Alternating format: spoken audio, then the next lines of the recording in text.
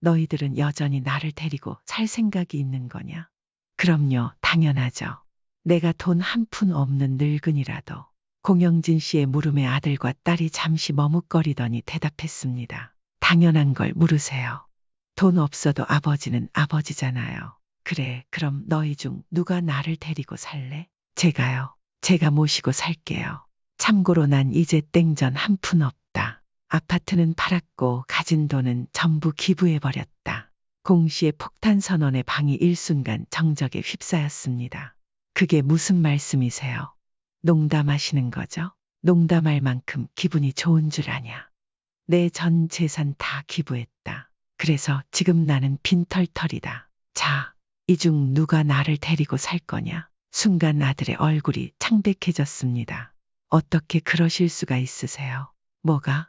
내 재산인데 내가 마음대로 했다는데 왜들 그리 놀라? 남한테 줘버릴 만큼 저희가 아버지한테 아무것도 아니에요. 어떻게 자기 자식을 나 몰라라 하실 수 있어요?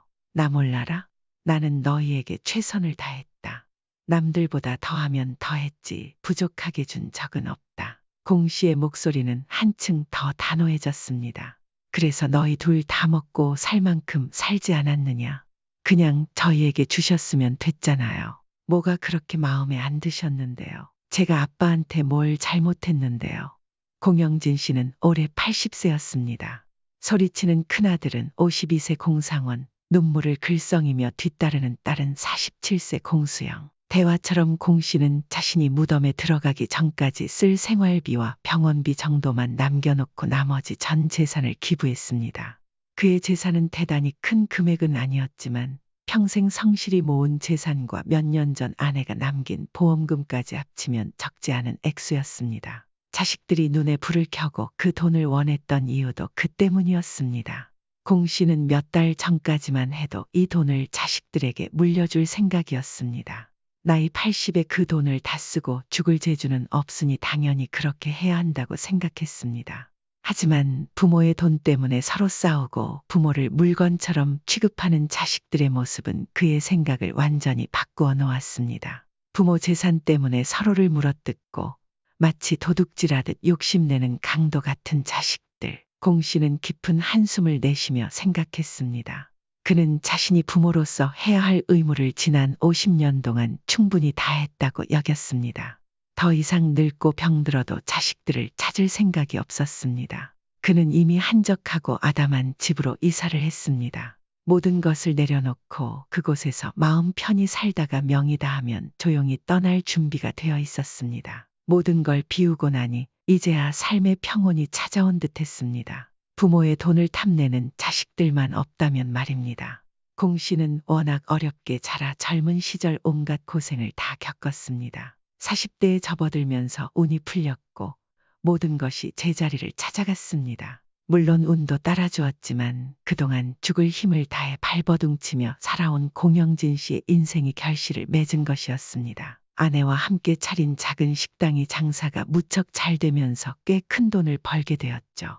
그렇다고 주체할 수 없을 만큼 큰 돈은 아니었지만 공 씨의 자식들은 하고 싶은 것을 하며 부족함 없이 잘할 수 있었습니다. 자식들이 시집장가를 갈 때도 공 씨와 그의 아내는 똑같이 집 한 채씩을 마련해 주었습니다. 여기까지가 공 씨와 아내가 생각한 자식들에 대한 뒷바라지의 끝이었습니다. 하지만 부모 된 것이 죄였던 걸까요? 그 뒤로도 자식들이 손을 벌리면 공 씨는 도와줄 수밖에 없었습니다. 그러나 자식들의 생각은 달랐던 모양입니다. 아버지, 혹시 재산이 얼마나 있으세요? 갑작스러운 아들 공희연의 질문에 공 씨는 찻잔을 내려놓으며 물었습니다. 뭐 갑자기 뚱딴지 같은 소리냐? 아니, 남들 보면 다들 부모님 재산이 얼마나 되는지 알고 있더라고요. 근데 저는 모르니까 궁금해서요. 뜬금없이 묻는 아들에게 공 씨는 속 시원한 답을 해주지 않았습니다. 내가 그걸 알아서 뭐하게. 자식인데 좀 알면 안 돼요. 그러게, 나도 궁금하네. 옆에 있던 딸 공수영까지 거들었습니다. 갑자기 밥을 먹겠다며 찾아온 자식들. 그들의 속셈을 모를 리 없던 공 씨는 입가에 쓴웃음을 띄었습니다. 그가 제대로 대답해 주지 않은 이유는 몇 년 전 세상을 떠난 아내 때문이었습니다. 아내는 세상을 떠나기 전 공 씨에게 유언과도 같은 말을 남겼습니다. 보험금이든 가게를 처분한 돈이든 어떤 재산도 당신이 죽기 전까지는 자식들에게 미리 물려주지 마세요. 공 씨는 그때 아내의 말을 의아하게 여겼지만 그녀는 단호했습니다. 부모가 공경받으려면 품보다 돈이 더 중요해요. 그때는 드라마를 너무 많이 본 게 아니냐며 웃었지만 지금 공 씨는 그 말이 100번 옳았음을 뒤늦게 깨달았습니다. 공 씨가 살면서 가장 잘한 일은 아내의 말을 들은 것이라고 할 수 있었습니다. 엄마 돌아가신 다음에 보험금이 얼만지도 안 알려주고 우리가 그 돈 빼서 가기라도 하나 봐요. 서운해요, 아빠. 딸 공수영이 입을 삐죽이며 말했지만 공 씨는 그저 웃었습니다. 그렇다고 내가 너희한테 한 푼도 안 줬냐? 희연이 너 지난번에 사업한다고 돈 가져갔고 수영이 너는 박서방 회사 나온다고 돈 가져갔잖아. 말 그대로였습니다. 공 씨는 아내의 말을 지켜 자식들에게 재산을 미리 물려주진 않았지만 결코 매정한 아버지는 아니었습니다. 도움이 필요할 때는 성심껏 도왔습니다. 아들은 여전히 궁금한 듯 물었습니다. 가게 정리한 돈은요? 그건 어떻게 하셨어요? 공 씨는 천천히 찻잔을 들어 올리며 답했습니다. 뭐가 그렇게 궁금하냐? 나 죽으면 다 알게 될 건데. 에이, 그냥 궁금해서 여쭤본 건데 무서운 말씀을 하세요. 오빠는 괜히 그런 걸 물어봐 가지고. 너도 궁금하다고 했으면서 내 탓이냐? 그리고 나중에 아버지 편찮으시면 내가 모실 건데 그 정도 알고 있어도 되는 거 아니야? 뭐? 왜 아빠를 오빠가 모셔? 의도가 불순하다. 의도는 무슨? 효심이지, 효심. 너는 그냥 가만히 있어. 효심? 다 얼어 죽었네. 새언니가 잘도 아빠 모신다고 하겠다. 됐어. 내가 모실 테니까 걱정 마라. 자식들이 아버지 모시기를 두고 말싸움을 벌이는 모습에 공 씨는 피곤한 기색으로 말을 끊었습니다. 너희들이 그렇게 효자인 줄 처음 알았다. 됐다. 나는 내가 알아서 잘 살 테니까 일어나지도 않을 일을 두고 싸울 필요 없다. 그리고 마지막으로 덧붙였습니다. 재산이 얼마가 됐든 나 죽으면 똑같이 나눠 가져라. 그날의 대화는 그렇게 일단락되었지만 끝난 것은 아니었습니다. 고요한 연못에 던져진 돌멩이 하나가 전체를 흐트러뜨리는 파문을 일으킨 것처럼 공영진 씨의 삶에도 미묘한 변화가 시작되었습니다. 어느 날 공 씨는 아들에게서 전화를 받았습니다. 아버지, 저 지난번에 모신다고 했던 거 빈말 아니에요. 이참에 저희 집에 들어와서 사시는 건 어떠세요?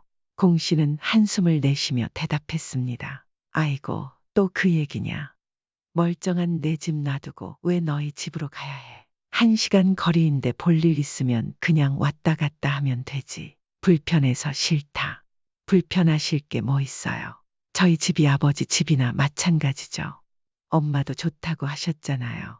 나중에 무슨 일이 생기실 줄 알고요. 언젠간 합쳐야 할 때가 올 텐데 연습한다 생각하고 며칠만 계시다 가세요. 공 씨는 코웃음을 치며 대꾸했습니다. 연습은 무슨 연습이냐? 너 수영이랑 얘기나 해봤냐? 얘기해봤죠. 둘 다 모시고 싶다니까 나중에 아버지 어디 계실지 지금이라도 며칠씩 살아보시고 결정하시면 좋겠다고 하더라고요. 너희 집에도 수영이 집에도 안 간다니까 그러네. 아, 그럼 그냥 아들 보러 놀러 오신다고 생각하시던가요? 어머니 그렇게 가시고 나서 얼마나 후회했는데요. 아버지한테 효도할 기회는 좀 주세요. 며칠만 와서 쉬다 가세요. 아내까지 들먹이며 간청하는 아들의 말에 공 씨는 더 이상 거절할 말을 찾지 못했습니다. 그래, 알았다. 근데 이놈아, 내가 미소를 심줄 삶아 먹었나? 왜 이렇게 고집이 세냐? 아버지 닮아서 그런가 보죠. 그렇게 공 씨는 다음 주부터 아들의 집에서 지내기로 했습니다. 아들 집에 놀러 간다. 고 스스로 되뇌며 스케줄을 정했지만 실상은 그렇게 간단하지 않았습니다. 아들 혼자 사는 집이 아니었기 때문입니다. 손자는 대학생이라 학교 근처에서 자취를 하고 있었지만 며느리는 전업주부로 집에 있었습니다. 아들이 출근하면 공 씨와 며느리가 하루 종일 함께 있는 상황이 되었습니다. 며느리도 불편했겠지만 공 씨 역시 편치 않았습니다.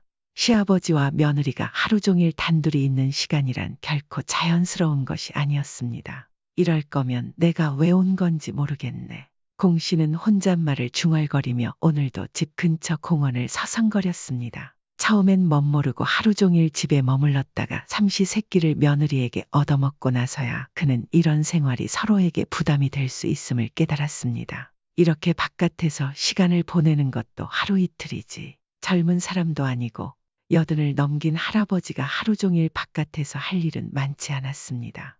오늘도 공 씨는 벤치에 앉아 지나가는 사람들을 멍하니 바라보았습니다. 지나온 세월이 불현듯 스쳐 지나가며 그는 중얼거렸습니다. 괜히 왔나. 하지만 그것만이 곤욕스러운 것은 아니었습니다. 어느 날 아들이 슬쩍 말을 꺼냈습니다. 제가 주변에서 들었는데요. 부모님이 돌아가신 다음에 재산을 상속받으면 세금을 많이 낸대요. 그래, 세금을 내라면 내야지 뭐. 별 대수롭지 않다. 공 씨가 담담하게 대답하자 아들이 답답하다는 듯 말을 이었습니다. 아버지, 그게 그렇게 간단한 문제가 아니에요. 돈 아깝게 세금 다 내고 나면 남는 게 뭐가 있겠어요. 그래서 요즘은 돌아가시기 전에 재산을 증여하는 게 대세래요. 증여? 네. 미리 명의를 자식들한테 돌리는 거죠. 특히 부동산 같은 건요. 서울 집값은 계속 오르니까요. 아들의 말이 점점 본론으로 향했습니다. 그래서 말인데요. 아버지, 이렇게 저희 집에서 사시고 지금 살고 계신 그 아파트는 미리 제 명의로 해주시는 건 어때요? 갑자기 뜬금없이 세금 이야기를 하더니 결국 공 씨의 집을 자신에게 넘기라는 이야기였습니다. 너 지난번부터 자꾸 돈 타령이야. 요즘 힘드냐? 아니에요, 아버지. 합리적인 선택을 하시라고 알려드리는 거죠. 공 씨는 아들에게 한숨을 쉬며 말했습니다. 내 집 팔고 너희 집에서 살라니 어서라. 안 그래도 집으로 돌아가겠다고 말하려던 참이다. 왜 벌써 가세요? 며칠 있지도 않으셨는데. 할 일도 없이 너희 집에서 내가 뭐하냐. 며느리만 괴롭히지. 왜요? 애 엄마가 뭐라 그래요? 뭐라고 달리하겠냐. 내가 심심해서 그렇지. 아들은 대수롭지 않게 넘겼지만 공 씨는 점점 아들의 진심이 보이는 듯해 마음이 불편했습니다. 그럼 저 아파트는? 참나. 나 죽으면 가져가라니까. 며느리와의 어색함도 힘들었지만 틈만 나면 증연이 상속인의를 꺼내는 아들 때문에 공 씨는 더 이상 못 견디겠다고 느꼈습니다. 스스로도 먹고 살 만큼 벌면서 왜 자꾸 돈 타령인지 모를 일이었습니다. 그날도 공원을 돌아다니다 조금 일찍 아들 집으로 들어가 보니 뜻밖의 인물과 마주쳤습니다. 어이쿠, 사돈 오셨어요. 공 씨가 현관으로 들어가자 며느리의 어머니와 딱 마주쳤습니다. 안녕하셨어요. 혼자 어딜 갔다 들어오세요. 아이, 근처 좀 돌아다녔습니다. 공 씨는 어색하게 웃으며 인사했습니다. 아들이 결혼한 지 20년이 되었지만 사돈과 만난 것은 손에 꼽을 정도였습니다. 예고 없이 마주친 상황에 당황한 것은 당연했습니다. 게다가 아들은 출근 중이라 공 씨는 가시방석에 앉은 듯 불편한 기분이었습니다. 다시 나갈까 하며 엉거주춤 엉덩이를 들썩였는데 사돈이 말을 건넸습니다. 과일 좀 깎아올게요. 공 씨가 덩달아 일어나려 하자 사돈이 친절하게 손을 내저었습니다. 아이, 앉아 계세요. 자불안석이 된 공 씨는 부엌으로 들어가는 사돈과 며느리를 힐끔거렸습니다. 아들이 퇴근하려면 아직 한참이 남은 상태였습니다. 못난 딸 시집 보내놓고 그동안 인사도 제대로 못했네요. 사돈이 웃으며 말했습니다. 아니, 아닙니다. 우리 며느리 아주 훌륭하죠. 앞으로도 잘 부탁드립니다. 사돈이 연신 고개를 숙이며 공손하게 말했지만 공 씨는 더 불편한 기분이 들었습니다. 무엇이든 다가가는 것이 아니라 어쩐지 더 멀어지는 기분이었습니다. 설상가상으로 안사돈이 자고 간다는 말에 공영진 씨는 당장 짐을 싸고 싶었지만 그것이 사돈에게 실례일 수 있다는 생각에 다음 날이라도 떠나기로 마음을 굳혔습니다. 아이고, 피곤하다. 일찍 자러 가봐야겠다. 벌써 주무시게요. 그래, 쉬어라. 사돈도 쉬세요. 네, 아들, 며느리, 안사돈과 함께 저녁을 먹은 공 씨는 이른 저녁에 방으로 들어가 문을 닫았습니다. 아들도 며느리도 사돈도 모두 불편하게 느껴졌습니다. 공 씨는 자신이 유별난 것인지도 모르겠지만 하루빨리 집으로 돌아가고 싶은 마음뿐이었습니다. 너무 이른 저녁에 자리에 누운 탓인지 설핏 잠이 들었다가 다시 깼습니다. 시계를 보니 아직 자정이 되지 않았습니다. 화장실이라도 다녀오려고 방문을 열었는데 거실에서 들려오는 목소리에 발걸음이 멈췄습니다. 사돈과 며느리가 대화 중인 듯했습니다. 괜히 나가서 어색해질까 싶어 망설였지만 곧 문을 닫으려던 찰나에 자신에 대한 이야기가 들려왔습니다. 시아버지는 언제까지 계신데? 몰라요. 올해는 안 계실 거라는데 신혼의 집에도 가신다니까 좀 더 있다가 가시겠죠. 그래도 내가 불편하겠다. 그렇죠. 뭐. 근데 애 아빠가 모시고 살자고 해서 어쩌면 그렇게 될지도 몰라. 뭐, 어떻게 시아버지를 모시고 살아? 엄마, 시아버지 들으시겠어요? 아휴, 귀 어두워서 바로 옆에 있어도 못 들으셔. 사돈이 웃으며 말하는 소리에 공씨는 속으로 한숨을 내쉬었습니다. 암만 귀가 어두워도 지척에서 들리는 대화 소리를 못 들을 정도는 아니었습니다. 자신을 노인 취급하는 것이 서운하기도 했지만 이어지는 며느리의 말에 공씨는 숨이 턱 막히는 기분을 느꼈습니다. 아무튼 우리 시아버지 알부자잖아. 남편이 그러더라. 시아버지 돌아가실 때까지만 좀 참고 모시면 다 우리가 가질 수 있대. 그게 정말이야. 믿어도 돼? 그러니까 우리가 모시고 살아야지. 신우가 찍소리도 못하게. 근데 시아버지 병들면 어쩔 건데? 그 병수발은 내가 어떻게 들래? 내가 왜 해요? 다 전문가들 있는데 요양병원 보내면 되죠. 시아버지 돈으로. 그런 건 확실하게 약속했어? 그럼 애 아빠가 알아서 한대. 그러니까 시아버지 계시는 동안 아주 신경 써서 모시고 받을 건 되도록이면 미리 받아야지. 우리 부자 되면 엄마도 호강시켜 줄게요. 공씨는 얼떨떨한 기분으로 문 앞에서 굳어버렸습니다. 삼시세끼 차려주며 상냥하게 웃던 며느리가 뒤로는 이런 생각을 하고 있을 줄은 꿈에도 몰랐습니다. 그것도 다 아들이 약속한 것이라니. 그러면 모신다고 하고 재산 물려받고 병들면 요양병원에 넣겠다는 것인가. 공영진 씨는 생각했습니다. 멀쩡할 때만 모시는 것이 모시는 걸까. 자식들 집에서 살 생각은 애초에 없었지만 자식의 속마음을 알게 되니 상심이 이만저만이 아니었습니다. 충격이 컸던 공씨는 다음 날 사돈이 떠나기도 전에 집을 나섰습니다. 아버지, 갑자기 왜 그러세요? 장모님 때문에 불편하신 거예요. 안 불편한 게 뭔지 물어보는 게 빠르겠다. 무슨 일이 있으셨어요? 공씨는 짐짓 담담하게 대답했지만 속에서는 끓어오르는 감정을 참을 수 없었습니다. 간밤에 내가 깨달음이 컸다. 나는 또 내가 내 엄마 생각나서 날 챙기는 줄 착각했지 뭐냐. 내 돈은 죽을 때까지 내 통장에서 나올 일 없으니 그런 줄이나 알아라. 말을 마친 공씨는 아들이 대답하기도 전에 전화를 끊어버렸습니다.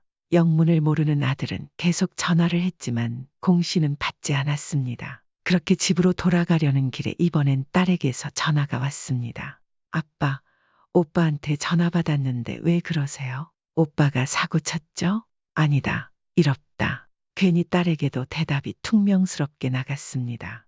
딸이 투덜댔습니다. 당연히 오빠가 잘못했겠지. 우리 아빠 속상하셨죠? 그럼 우리 집으로 오시는 거죠? 살갑게 말을 붙이는 딸의 목소리에 공씨는 한숨을 쉬며 대답했습니다. 난 그냥 집으로 가련다. 그리고 너희 둘 다 앞으로 나 모신다는 말 하지 마라. 각자 잘 살자.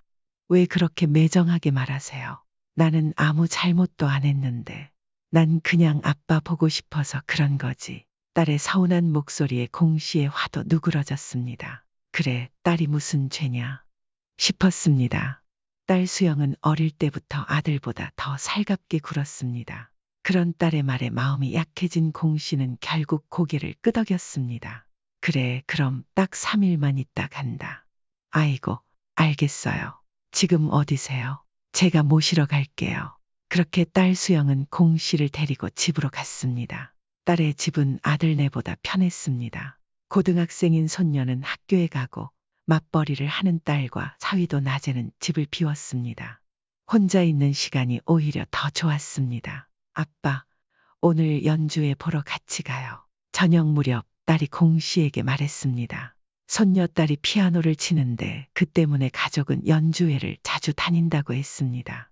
하루 종일 심심하셨죠? 딸이 미안한 듯 물었지만 공영진 씨는 딸이 고마웠습니다. 아들 집에서 험한 꼴을 보고 온 터라 딸이 천사처럼 보였습니다. 공연장에 가보는 것은 처음이고 사실 별로 관심도 없었지만 딸과 사위, 손녀가 어떻게 사는지 궁금하기도 했습니다. 죽기 전에 새로운 경험도 이것저것 해보면 좋지 않겠나. 공연에 대해 딸이 설명하자 고개를 끄덕이며 말했습니다. 저 일 끝나면 바로 만나서 갈 건데 아빠는 택시 타고 오세요. 어디로 오실지 종이에 적어 드릴게요. 택시 기사한테 그리로 데려가 달라고만 하면 돼요. 정문에서 내려서 들어오면 되는 거냐? 네, 딱 그거예요. 연주의 시간이 가까워지자 공 씨는 아파트 앞에서 택시를 기다렸습니다. 그러나 한참을 기다려도 오지 않는 택시에 초조한 마음으로 발을 동동 굴렀습니다. 공연 시작 시간이 다 되어갈 즈음 딸에게 전화가 왔습니다. 아빠, 지금 시작하려고 하는데 먼저 들어가 있을게요. 알았다, 금방 가마. 그렇게 전화를 끊고 택시가 도착하자 기사에게 종이를 내밀며 말했습니다. 삼성 아트센터로 가주세요. 택시는 한참을 달렸습니다. 공 씨는 거리가 멀게 느껴졌습니다. 분명 딸이 집에서 10분 거리라고 했는데 30분은 좋게 걸린 듯 했습니다. 기사 양반, 우리 딸이 10분밖에 안 걸린댔는데 왜 이렇게 돌아가는 거요? 이게 삼성 아트센터로 가는 제일 빠른 길이에요. 아니, 출발한 지 20분도 넘었잖아. 답답한 마음에 실랑이를 벌였지만 전화를 걸어 딸에게 확인하려 하자 딸의 전화기는 꺼져 있었습니다. 결국 쪽지를 꺼내 기사에게 내밀었습니다. 여기 우리 딸이 써준 곳이야. 택시 기사는 쪽지를 읽더니 짜증스러운 목소리로 대답했습니다. 할아버지, 이건 삼성 아트센터가 아니라 성심 아트센터예요. 그거 이미 지나쳤어요. 공 씨는 황망한 얼굴로 말문이 막혔습니다. 자신의 실수였음을 깨달았고 기사에게 사과했습니다. 택시는 방향을 돌렸지만 이미 공연 시작 시간은 한참 지나 있었습니다. 공연장에 도착한 공 씨는 딸에게 전화를 걸었습니다. 아빠, 일부 공연 끝났는데 도대체 어디 계세요? 아, 장소를 헷갈려서 늦었네. 내가 지금 어디로 가면 되냐? 딸은 설명했지만 넓은 공연장 길을 공 씨가 쉽게 찾을 리 없었습니다. 쉬는 시간 다 끝날 것 같은데 그러면 못 들어오신단 말이에요. 주변에 물어서 찾아보세요. 이게 어디가 어딘지 모르겠는데 내가 나 좀 데리러 나오면 되잖냐? 금방 시작한단 말이에요. 아니면 공연장 앞 의자 있으니까 거기 앉아서 기다리세요. 1시간만 더 하면 끝나요. 공 씨는 딸의 말을 듣고 황당함을 느꼈습니다. 뭐, 그럼 끝날 때까지 여기 앉아서 기다리라고? 공연장 앞에 홀로 남겨진 공 씨는 서운함과 외로움을 느끼며 한숨을 내쉬었습니다. 낯선 장소에서의 기다림은 점점 더 길게 느껴졌습니다. 고생해서 찾아왔는데 끝날 때까지 기다리라니 그럴 거면 내가 왜 여기까지 왔겠냐. 공영진 씨는 딸에게 다시 전화했습니다. 아빠, 이제 시작해요. 끝나고 다시 전화할게요. 조금만 기다리세요. 또 끊어진 전화. 손녀딸이 직접 연주하는 것도 아니고 남이 연주하는 공연을 1시간 더 보는 것이 그렇게 중요한가. 혼자 밖에서 1시간을 기다려야 하는 것이 공 씨에게는 더 황당하고 서글프게 느껴졌습니다. 뭐가 중요한지는 묻지 않아도 대답을 들은 기분이다. 공 씨는 혼잣말처럼 중얼거렸습니다. 딸에게 다시 전화를 걸어봤지만 이번에도 휴대폰은 꺼져 있었습니다. 딸네 집으로 혼자 찾아갈 자신도 없었던 공 씨는 결국 공연장 앞 의자에 앉아 공연이 끝나길 기다릴 수밖에 없었습니다. 공연이 끝나고 수많은 사람들 틈에서 딸이 공 씨를 불렀습니다. 아빠, 왜 이렇게 늦게 오셨어요? 아니, 오는 길에 헤매서 그랬지. 그러면 전화를 하시지. 내가 자꾸 전화기를 꺼놨다. 공 씨의 대답에는 이미 서운함이 묻어나 있었습니다. 딸은 눈치도 없이 외식을 하자며 공 씨를 식당으로 데려갔습니다. 식사를 하며 딸은 공 씨에게 계속 말을 걸었습니다. 아빠, 공연 못 봐서 서운하셨죠? 나중에 다시 모시고 갈게요. 됐다. 안 봐도 돼. 그러자 딸은 어색한 웃음으로 분위기를 바꿔보려는 듯 말했습니다. 그럼 나중에 우리 딸 피아니스트 되면 그때 보러 오세요. 가만히 밥을 먹던 손녀딸이 부르퉁한 얼굴로 말했습니다. 내가 어떻게 피아니스트가 되어? 공 씨는 깜짝 놀랐습니다. 손녀딸은 어려서부터 피아노를 배워왔고 당연히 피아니스트가 될 것이라고 믿어왔기 때문입니다. 그게 무슨 말이야? 내가 피아니스트가 왜 못 돼? 손녀딸은 아픈 듯한 목소리로 대답했습니다.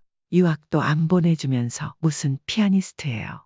그 말을 들은 수영은 고개를 숙이며 머리를 짚었습니다. 또 그 얘기야. 이번에 서아도 독일 갔어. 손녀딸은 유학을 보내달라고 조르는 듯 했습니다. 할아버지 계신 김에 한번 말씀드려 보던가. 갑자기 공 씨에게 화살이 돌려지자 공 씨는 어리둥절했습니다. 할아버지, 나 유학 보내줘요. 다른 애들 다 간단 말이에요. 내가 어떻게 보내줘? 유학은 내 아빠랑 엄마가 알아서 할 일이야. 공 씨가 단호하게 대답했지만 딸 수영이 끼어들었습니다. 아빠, 우리 딸 유학 좀 보내줘요. 그 돈 다 어딜 쓰실 건데요. 손녀한테 투자하면 좋잖아요. 옆에서 사위는 아무런 말도 하지 않았습니다. 보아하니 딸과 사위 사이에서 이미 어느 정도 이야기가 오간 듯했습니다. 안 그래도 그 말씀드리려고 했어요. 아빠, 저희랑 지내는 거 별로 안 불편하시죠?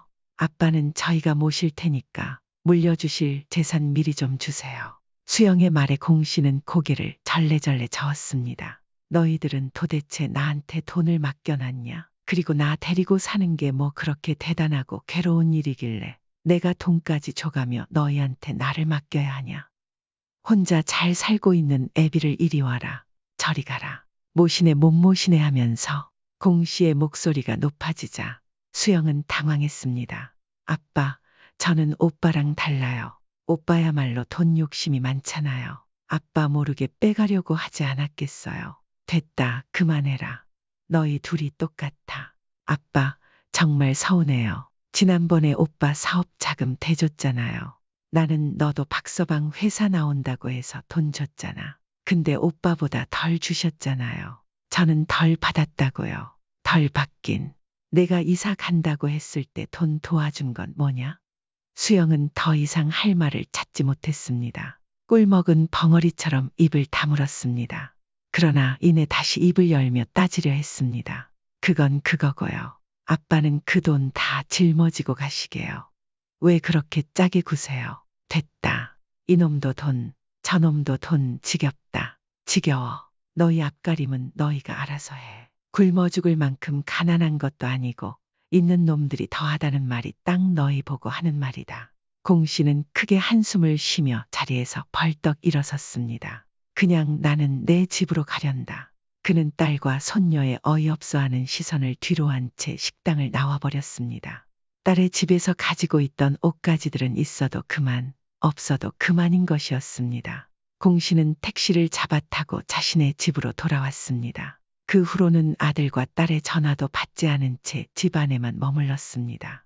자신을 보고 싶다, 모시고 살고 싶다며 애틋한 척하던 자식들의 태도가 알고 보니 모두 돈 때문이었다고 생각하니 속이 뒤집히는 기분이었습니다. 웬만한 음식에도 손이 가지 않았습니다. 차라리 돈이 없었다면 이런 꼴을 보지 않았을 거라 생각하기도 했지만 자식들의 하는 꼴을 떠올리면 돈이 없었다면 더 비참한 꼴을 당했을 것 같아 소름이 돋았습니다. 자식들의 말처럼 가진 재산을 모두 미리 넘겨줬다면 자신은 지금쯤 요양병원 침대에 던져졌을지도 모른다는 생각도 들었습니다. 공 씨는 그 자리에서 결심했습니다. 이제부터라도 정신 똑바로 차리고 남은 돈은 끝까지 내가 꼭 쥐고 있어야겠다. 그러던 다음 날 공신의 여동생에게 전화가 걸려왔습니다. 오빠, 웬일이야? 무슨 일 있어? 그냥 별일 없다. 혹시 어디 아프기라도 한 거야? 이 나이에 안 아픈 데가 어딨냐? 아니, 그런 거 말고 큰 병 난 거냐고. 아니랬다. 도대체 무슨 소리를 하려는 거야? 그게 말이야. 얼마 전에 진이가 전화를 받았다더라. 여동생의 말에 공신은 순간 멈칫했습니다. 진이는 여동생의 딸, 즉 공신의 조카였습니다. 수영과 동갑내기인 진이에게 무슨 일이 있었던 걸까요? 진이가 뭘 했는데? 희연이랑 수영이가 진이한테 전화했다잖아. 상속 어쩌고 하면서 막 물어봤다더라고. 뭐라고? 우리 애들이 진이한테. 응. 언니 사망보험금도 자식들이 못 받는 거냐? 소송 걸면 받을 수 있냐고 그러면서 말이야. 공 씨는 큰 충격에 빠졌습니다. 뭐라고? 희연이랑 수영이가 둘 다? 그래, 둘 다 전화했대. 진이는 비밀로 하라고 했는데 아무래도 찝찝해서 나한테 말했더라. 나도 오빠한테 말해야 하나 고민하다가 그래도 알아야 할 것 같아서. 여동생의 말이 이어졌지만 공 씨는 이미 휴대폰을 손에서 놓쳐 바닥에 떨어뜨리고 말았습니다. 아무리 돈이 좋아도 어떻게 부모의 뒤통수를 치며 남도 아닌 친척에게 이런 짓을 저지를 수 있단 말인가. 마치 강도가 집을 털 궁리를 하는 것 같은 자식들의 태도에 공 씨는 차라리 자신이 죽어버렸으면 싶을 만큼 참담한 기분이었습니다. 그리고 그날 이후 공 씨는 아들과 딸에게 연락을 끊었습니다.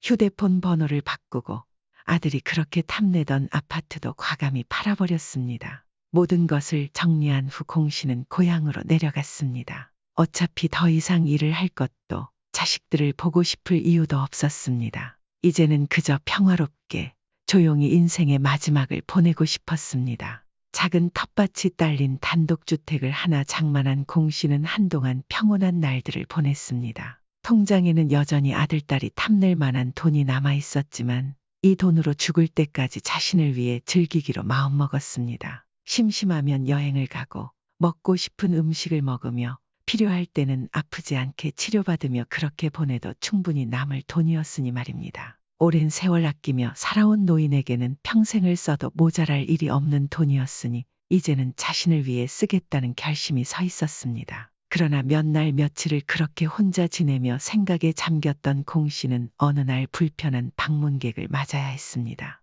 어떻게 알았는지 아들과 딸이 찾아온 것입니다. 아빠, 어떻게 말도 없이 이러실 수가 있어요. 딸 수영이 마당에서부터 목소리를 높였습니다. 내 고모가 말했나 보지. 그게 중요한 게 아니잖아요. 그날 그렇게 화내면서 가버리시면 제가 뭐가 돼요. 애 아빠도 그렇고 애도 보고 있는데. 공 씨는 피곤하다는 듯 딸을 쳐다보며 말했습니다. 그래, 할 말이 그것밖에 없는 모양이구나. 아들이 끼어들었습니다. 아버지, 혹시 아파트 달라고 한 것 때문이면 미리 안 주셔도 돼요. 기다렸다가 받으면 되죠. 공 씨는 그 말에 큰 소리를 내며 되받아쳤습니다. 기다렸다가 받으면 돼? 뭘 기다려? 내가 죽기를 기다렸다가 아주 각을 잡고 죽어버리라고 고사를 지내지 그러냐? 그런 말이 아니잖아요. 왜 그렇게 꼬아서 들으세요? 그리고 자식이 부모한테 재산 좀 달라고 할 수도 있는 거 아닌가요? 그렇다고 이렇게 말도 없이 이사까지 하시는 건 너무하지 않아요. 아들의 말에 공 씨는 깊은 한숨을 내쉬었습니다. 아직도 정신을 못 차렸구나. 딸 수영도 크게 다르지 않았습니다. 우리 못 찾게 하려고 여기로 숨으신 거죠? 그래, 맞다. 근데 왜 찾아왔니? 아버지, 왜 이런 일 가지고 삐지세요? 딸 역시 뭐가 문제인지 전혀 이해하지 못하는 표정이었습니다. 공 씨는 묵묵히 두 자식을 바라보다가 마침내 입을 열었습니다. 너희들은 여전히 나 데리고 살 생각이 있는 거야? 그럼요, 당연하죠. 공 씨는 냉소적으로 웃으며 다시 물었습니다. 내가 돈 한 푼 없는 늙은이라도. 그 말에 아들과 딸은 서로 눈치를 보며 머뭇거리더니 억지로 입을 열었습니다. 당연한 걸 물으세요. 돈 없어도 아버지는 아버지죠. 공 씨는 조용히 고개를 끄덕이며 물었습니다. 그래, 그럼 너희 둘 중에 누가 나 데리고 살래? 아들은 대답했습니다. 제가요. 제가 모시고 살게요. 그 말을 들은 공 씨는 단호하게 선언했습니다. 참고로 난 이제 땡전 한 푼 없다. 아들과 딸은 그 말에 완전히 굳은 듯 벙찐 표정으로 공 씨를 바라보았습니다. 그게 무슨 말씀이세요? 말 그대로다. 아파트는 팔았고 가진 돈은 전부 기부해버렸다. 공 씨의 말에 아들과 딸은 순간 아무 말도 하지 못한 채 서로의 얼굴만 쳐다보았다. 얼떨떨해 하던 희연이 먼저 입을 열었다. 농담이죠? 설마 진짜로 농담할 만큼 기분이 좋은 줄 아냐? 공 씨가 단호히 말했다. 내 전 재산 다 기부했다. 이제 난 빈털털이다. 자, 너희 둘 중에 누가 나 데리고 살래? 거실에는 무거운 침묵이 흘렀다. 서로 눈치만 보던 아들과 딸은 할 말을 잃은 듯했다. 잠시 후 희연이 터뜨렸다. 어떻게 그러실 수가 있으세요? 뭐가? 내 재산 내가 마음대로 했다는데 왜들 그리 놀라냐. 너희 말대로 내가 돈을 짊어지고 갈 것도 아니지 않냐. 그래서 필요한 사람들에게 쓰라고 준 거다. 수영이 목소리를 높였다. 어떻게 그게 아빠만의 재산이에요. 엄마 보험금도 다 아빠가 가져갔잖아요. 그건 내 엄마가 원했던 거다. 공 씨가 딸을 노려보며 대답했다. 그리고 이제 보니 내 엄마가 얼마나 현명했는지 깨닫게 됐다. 희연이 다시 소리쳤다. 저희는 아버지한테 아무것도 아닌 건가요? 어떻게 자기 자식을 나 몰라라 하세요? 나 몰라라? 내가 너희한테 최선을 다했다. 남들보다 더하면 더했지 절대 부족하게 준 적은 없다. 그래서 너희 둘 다 먹고 살 만큼 살고 있지 않냐. 그냥 저희에게 주셨으면 됐잖아요. 뭐가 그렇게 마음에 안 드셨는데요. 제가 아버지한테 못한 게 뭐예요? 공 씨는 피곤하다는 듯 고개를 흔들었다. 그걸 내 입으로 말하면 너희만 더 비참해지지 않겠냐. 나중에 너희 스스로 깨닫겠지. 내가 왜 이렇게 했는지. 아들과 딸은 공 씨의 말이 믿기지 않는다는 표정을 짓고 있었다. 수영이 아버지 앞에 다가가며 물었다. 진짜로 그 돈을 다 기부해 버렸을 리가 없겠죠. 아빠가 화 풀릴 때까지 기다릴게요.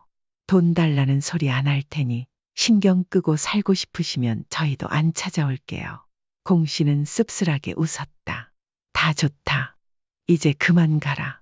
그날 아들과 딸은 씩씩거리며 집을 나섰다.